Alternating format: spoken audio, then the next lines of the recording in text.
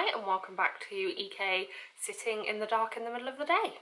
I said to myself, do a really simple eye look so that you don't spend like 10 years doing eyeshadow and then have to kind of rush everything at the end, but I didn't listen to my own self. Hi and welcome back to my channel Explain, which you have doubtless stumbled upon while preparing yourself for another Zoom-based pub quiz. My name is EK and today I'm going to be following up on part 1 of my vague history of the Tudors. But before I jump in, don't forget to like this video, please subscribe to my channel, and you can check out my history content that I post on Instagram and TikTok, which is under the same username as here, Explain. So we left off with the last will and testament of Edward VI, teenage king of England and only surviving male heir of Henry VIII.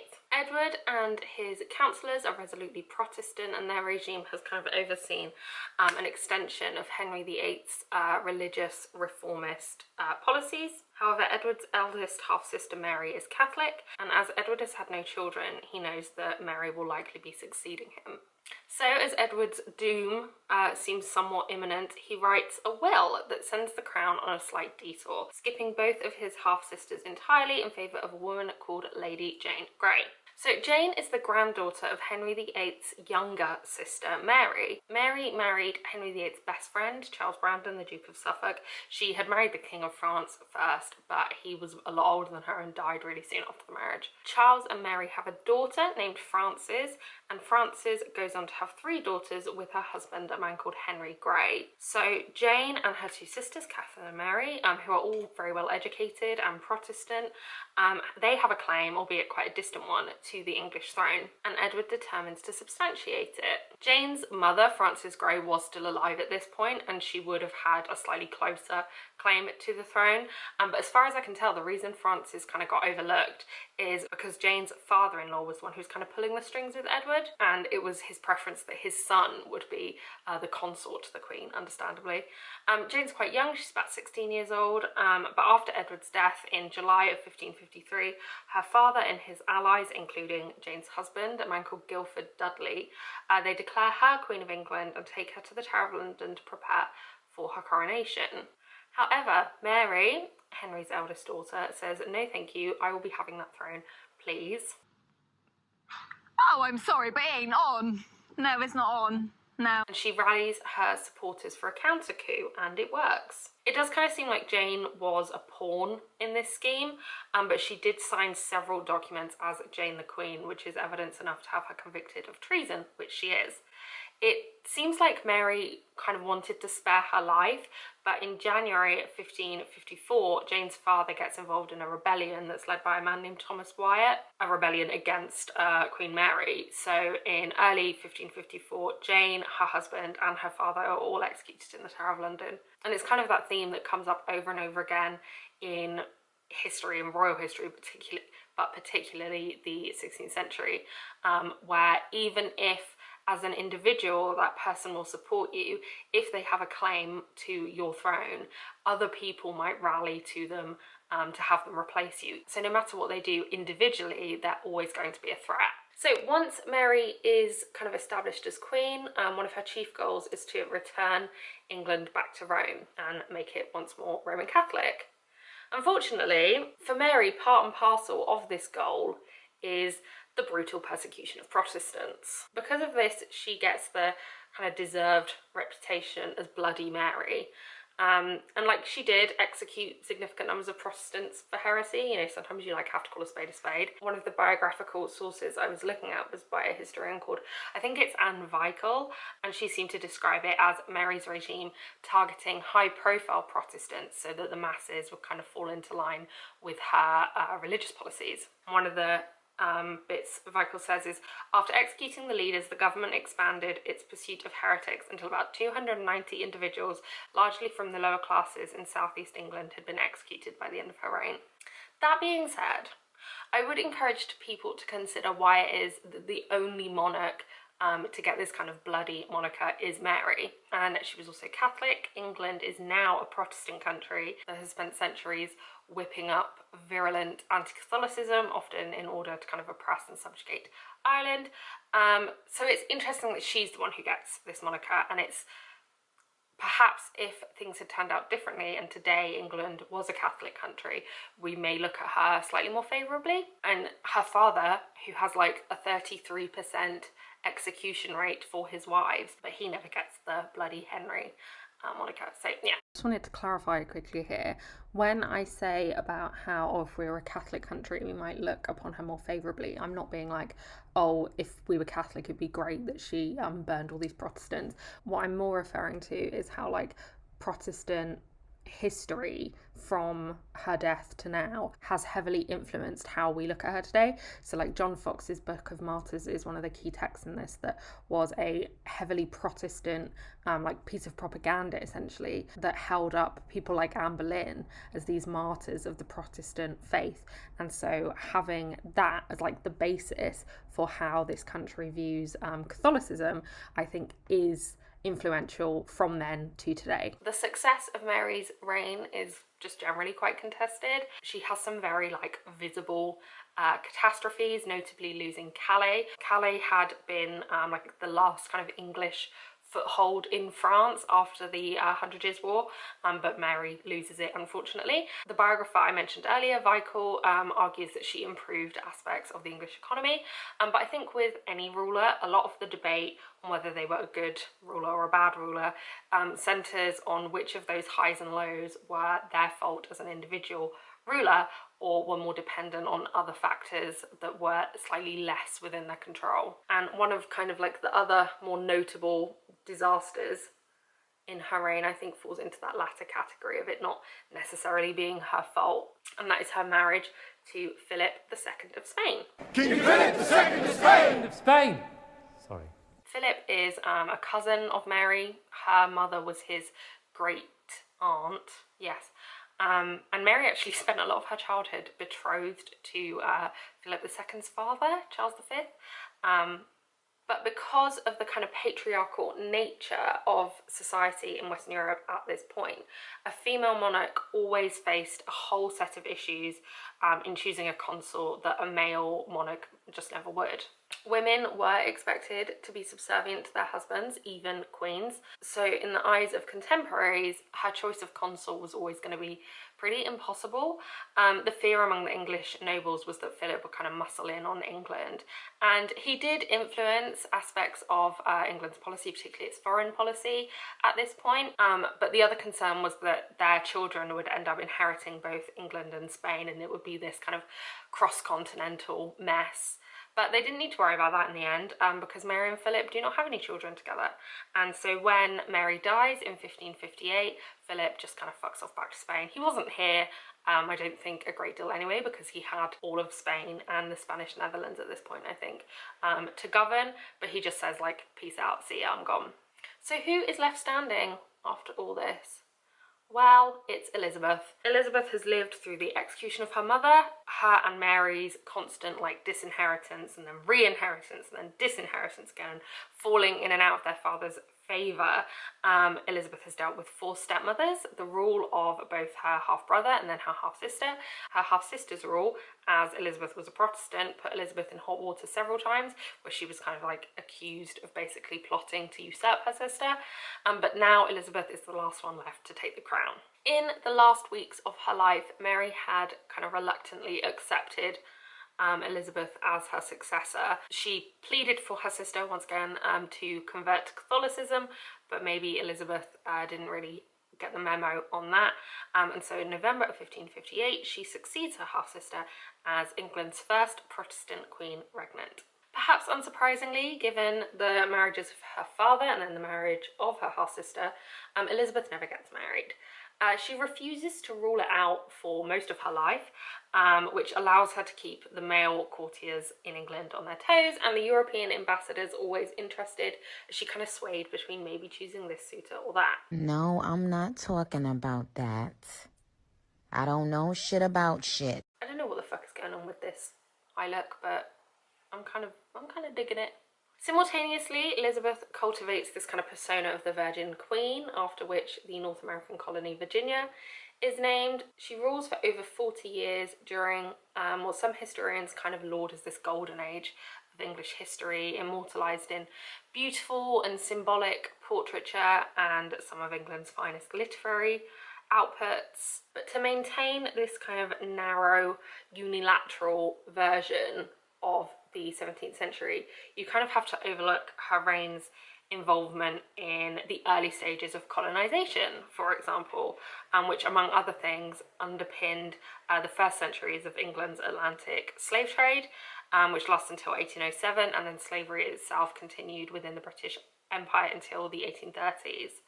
And I'm not saying that Elizabeth as an individual ruler was the cause and the instigator of all these things, but her era saw England becoming enmeshed in colonialism.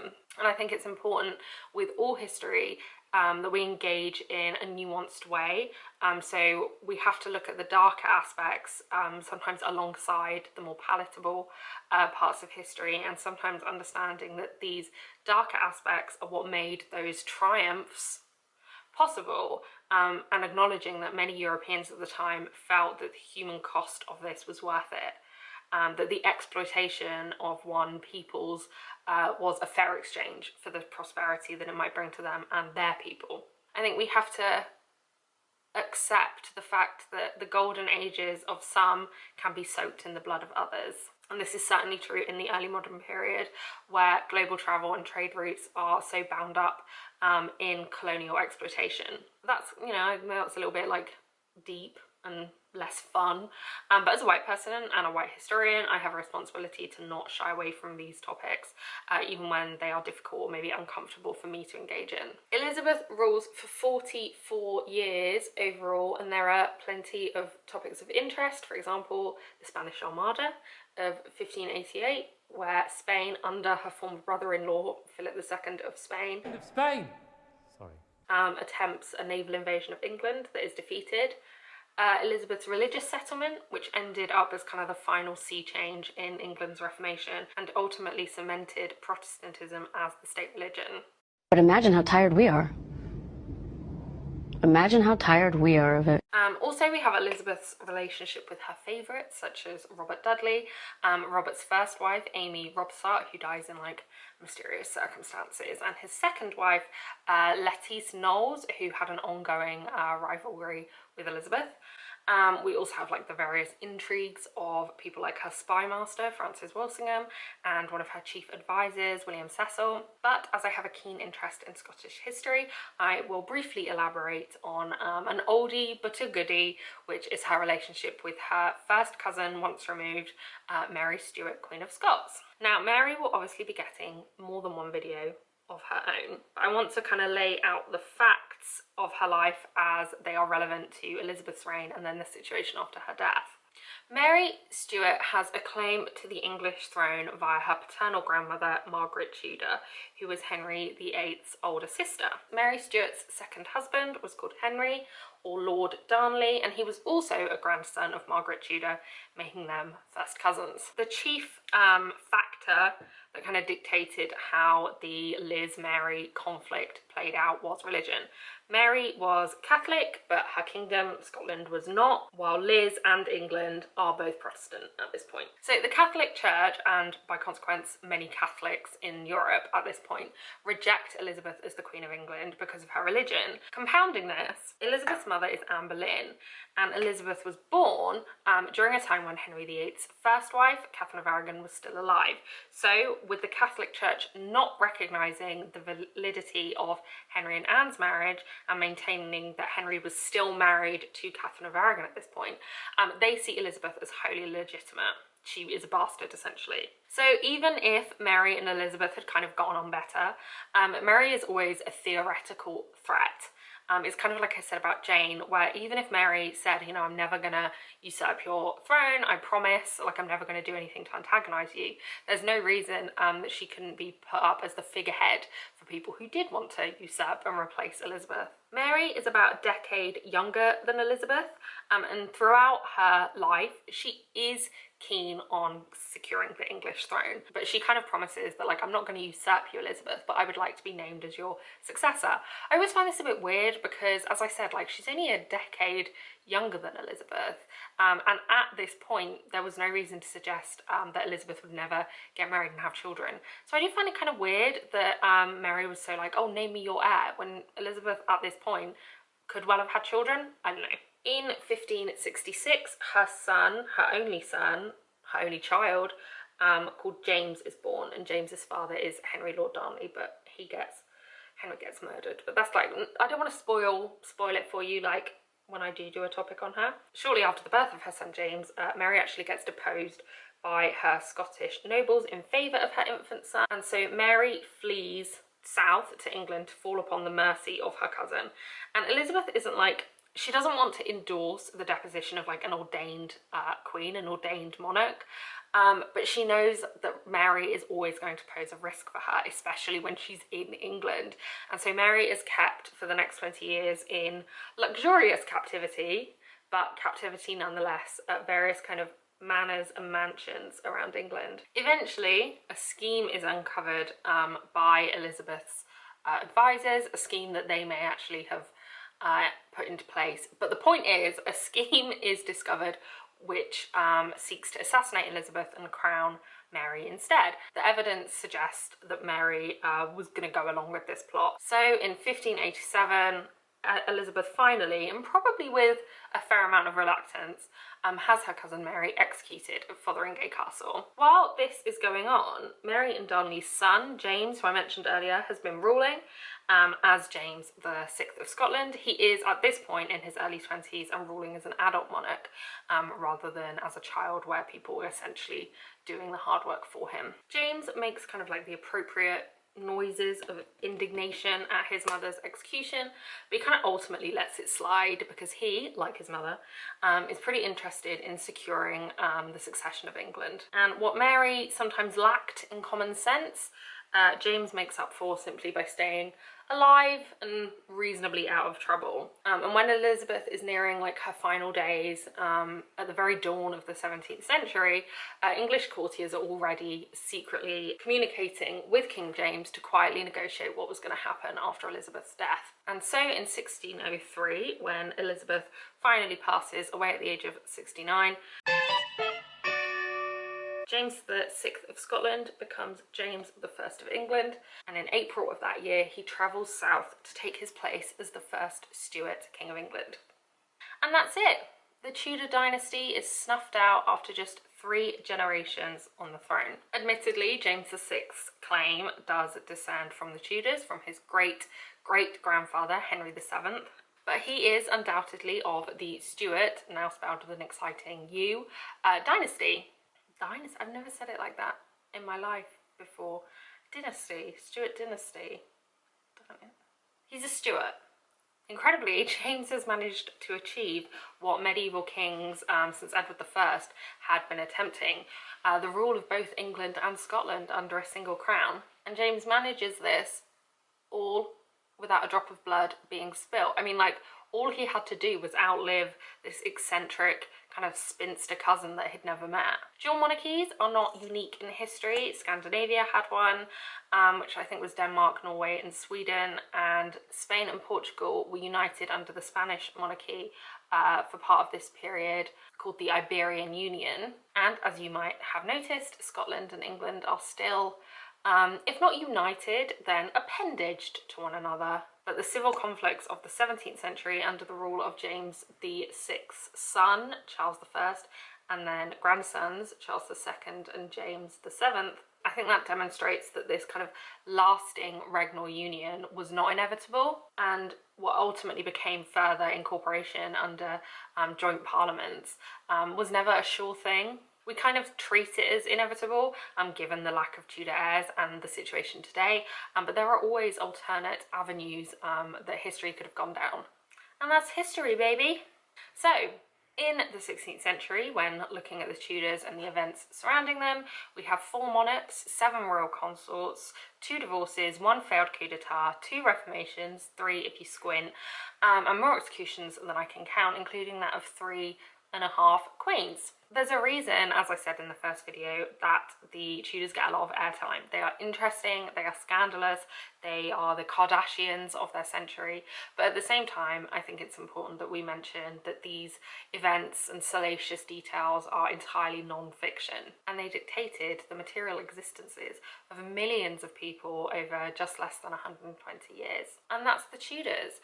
Thank you so much for watching this video. Do not forget to like and then subscribe to my channel, and you can check out my other social medias as mentioned earlier. Thank you and have a great day.